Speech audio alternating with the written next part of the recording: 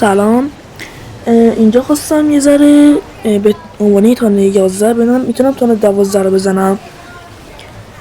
طلا و اکسیر زیادی هم داشت، گفتم یه اتکی بزنم ببینم چیکار میکنم.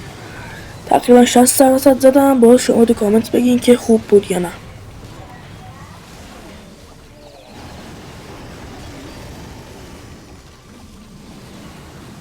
اینجا هم نزدیک بود که تانو بزنم.